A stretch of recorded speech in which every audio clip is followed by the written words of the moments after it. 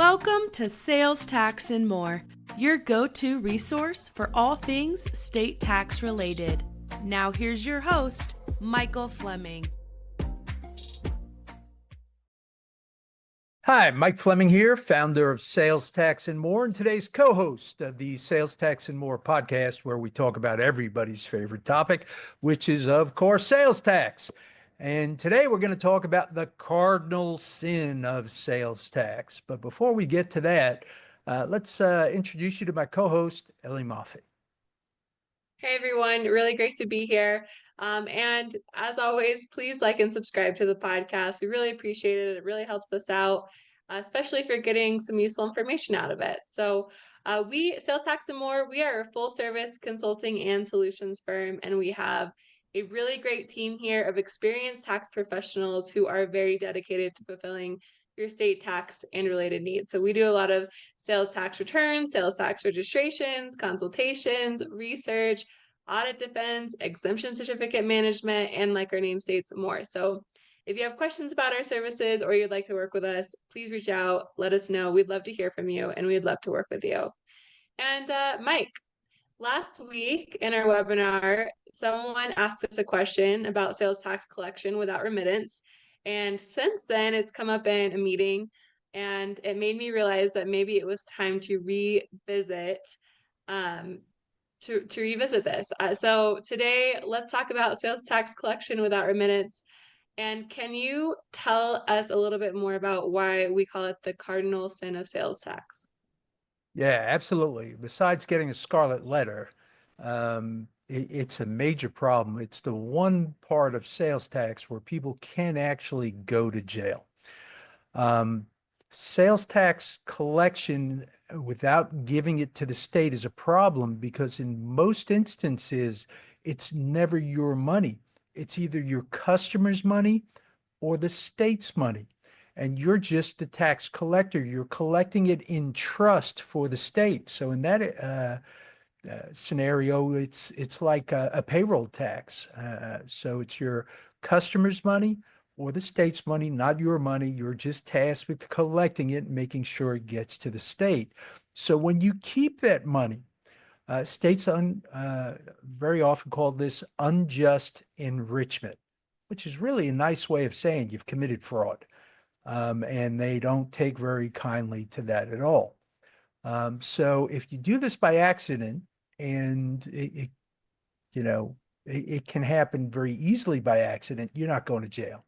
But a lot of people, especially people with cash businesses like convenience stores and any type of cash store, cash business, when they underreport their sales, they're also underreporting their sales tax. And that means it's going into their pocket. And those are the types of people who are going to jail, especially in the states of Florida and Minnesota. There are two states that are extremely, extremely aggressive, although all states can be aggressive. So, Mike, I kind of want to talk about, do people do this on purpose? Because I bet we have we have people listening right now who think this could never be me. This doesn't apply. So are people doing this on purpose? How do people find themselves in this situation? Yeah, let's start with the ones who don't do it on purpose. Um, in today's world of automation, it's really easy to hit a switch accidentally, and all of a sudden you're collecting tax in a state you're not even registered in, or maybe don't even have Nexus in. And it takes months, sometimes years, to realize you're doing it if you don't have good accounting practices in place. We had one company, there was a woman and she went on vacation. And while she was on vacation, they found out that she had been collecting tax in the state of California. She didn't know what to do with it. So she was just journaling it back to the general ledger. And this was going on for over 10 years. And, only the bookkeeper knew about it. So that's how it came to light. And they fired her, and they went to the state of California before the state of California found them. We did a voluntary disclosure agreement with them with a payment program because they just didn't have the money to pay that back. So it's very easy to have it happen by accident. One of the things we do here is when we're doing sales tax returns for our clients, we look at the other states. Are they collecting sales tax where they should not be? And if they're not, we let them know and say, hey, we don't know if this was a mistake or what. Don't know how it happened, but you realize you're collecting tax and you're not registered in these states. And then we either go out and get them registered or help them get the tax turned off and get that remitted however we can. So real easy to do it by accident. Also real easy to do it on purpose. Cash businesses. If they're short paying, they underreport their sales. I mean, it just happens.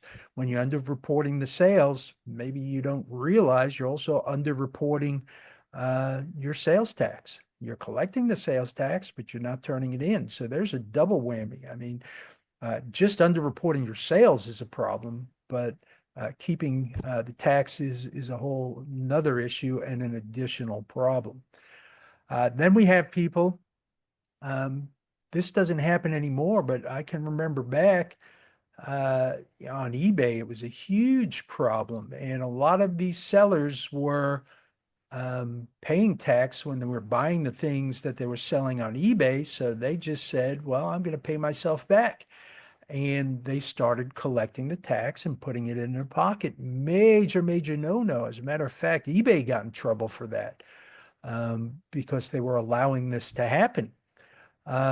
So that's another way to do it. But if you take that a step further, people can be collecting tax on their website or in their store and just putting the money in their pocket and keeping it. Sometimes people use that money for short-term business needs and the business doesn't get better. And now they've spent that money and they don't have it to turn back into the state. So there's a lot of ways that this can happen. Sometimes it's very, very accidental. Sometimes it's on purpose.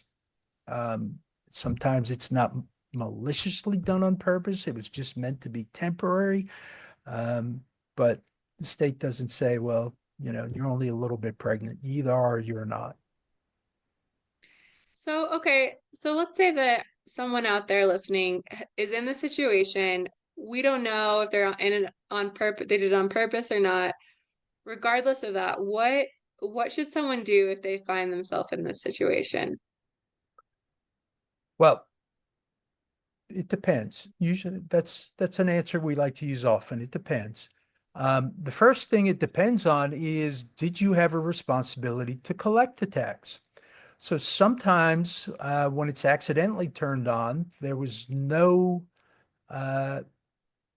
nexus, no responsibility to collect the tax. And if that's the case, if it's easy to give it back to your customers, sometimes that's the best way to do it. If there's a couple of transactions, they're bigger transactions, you just give it back. The question last time is, well, I don't want to be embarrassed in front of my customer. Well, yeah, it may be a little bit embarrassing, but nobody ever is going to look found money in the mouth.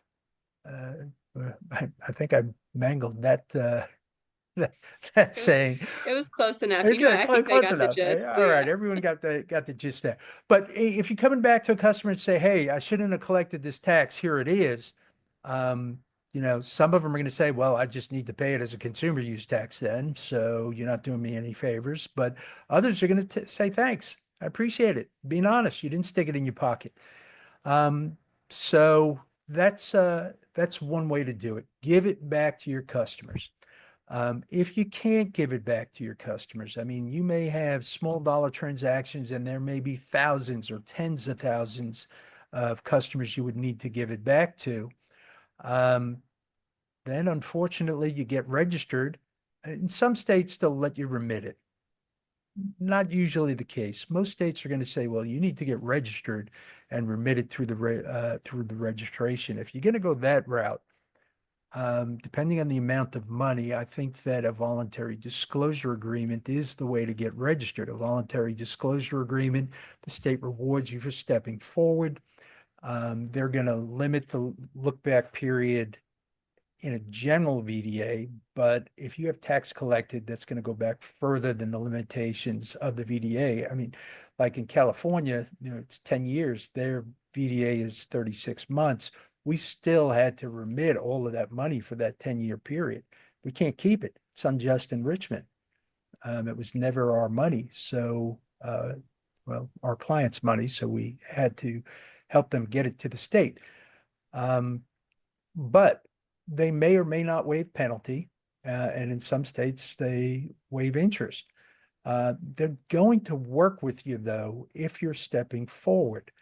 If they find you, not so much. They look to make examples of people. So if you're stepping forward, voluntary disclosure is one way to do it. If the exposure is not very much and it's only a couple of months, a historical registration, you do the back returns, you ask for a penalty waiver, but you want to get that money into the state's hands. All right. Thank you so much, Mike. Is there anything else you want to add in for our listeners? Yeah, and I'm not encouraging this, but I have run across this situation. And if it's small amounts of money, what these sellers have done is turn it into their home state. Now, that doesn't let them off the hook. If the state where that money was supposed to go to ever reaches out to them, they're going to owe that state that money. And if they try to go back to their state where they turned it in, maybe the statute of limitations is kicked in. Maybe it's older than 3 years and they can't get it back. So that's a problem. But at least you don't have unjust enrichment. At least you didn't stick it in your pocket to make matters worse. So while I'm not advocating for that solution, it does happen. And it solves part of the problem, not all of the problem. And if one of these states for which you collected the tax shows up on your doorstep, you're going to have to figure out a way to get them paid. But if it's not in your pocket, they can't say that it's unjust enrichment. All right. Well, thank you so much, Mike. And thank you guys so much for listening. If you have any sales tax needs, again, we offer many solutions and services. You can reach out to me directly if you have questions. My email is emoffat, that's EMOFFAT at salestaxandmore.com. You can also visit our website, salestaxandmore.com. And we hope that you continue listening. Thanks, everyone. Glad you joined us today and hope to see you on the next installment of the Sales Tax and More podcast. Bye-bye. Thanks for listening. Be sure to hit subscribe and check out all the resources we have out on the web.